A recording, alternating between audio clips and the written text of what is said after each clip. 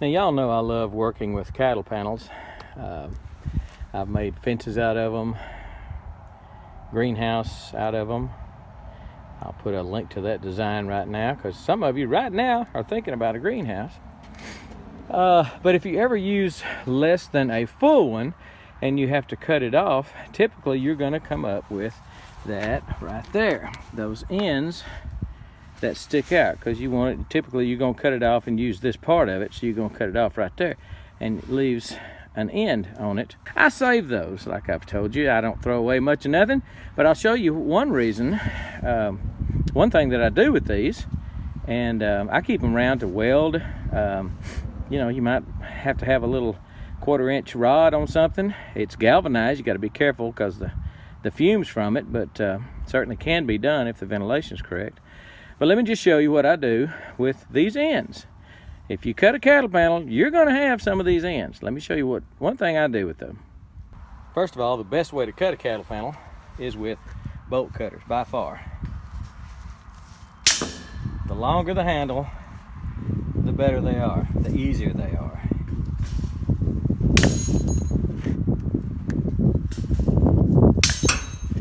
Okay, so that's cutting them off. What are we going to do with the ends? Okay, we're inside my stained floor barn right now. So here's the end of that cattle panel, the little tag end, little cutoff piece. What I'll do is sharpen this. They don't have to be sharpened, it just depends, but make it easier, I sharpen those, and then let me show you what I do with it from there. What I'll do after I sharpen the end is I have put a ledger board, that 2x4 up there, put a ledger board up there, drilled some holes in it, and then as you can see, I put my cattle panel ends, cutoffs, drove them in there, and that's how I hang my my tools in the barn. I do it here. This is that's the bolt cutters I was just using. Huge pair of bolt cutters. I hung shovels, rakes, a little bit of everything from the cattle panels. I've got a little short board here, ledger board, small one. Drove one in there and hang all my pry bars on. Hang my pry bars on that. Yes, I've got a lot of pry bars. That's none of your business. But anyway, it's very good for things like that. Shorter things, I'll use screws. The things that aren't very heavy, I'll use screws and just do like that, and I can put it there like that.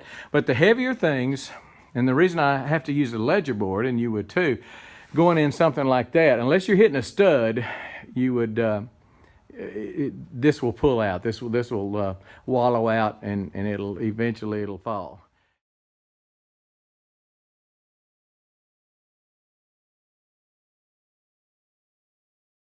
So I knew up there I was only going to hang a very light rake, so I didn't put a ledger board on that. I just drove it in the fiber board, wafer board rather. Anyway, just a good tip how to use cutoff ends. I know if you've worked with cattle panels, you've got them, or you've had them and you threw them away because you didn't see any use for them whatsoever. I'm showing you there's always use for something. So hang your stuff up, make it nice and pretty, use a ledger board, drill a hole through the ledger board, and I usually do it at a slight angle, not necessarily out like that, not necessarily 90 degrees, but at a slight angle depending on what I'm hanging, and just put it in there at a 5-degree angle, something like that, and hang your stuff. I can put 3 shovels on a cross tie, on a cattle panel end cut off. Put 3 shovels on it, 3 pitchforks on it, 3 rakes on it. Okay? Try it. I think you'll like it. Organize your barn and shop by using scrap. All right, we're going.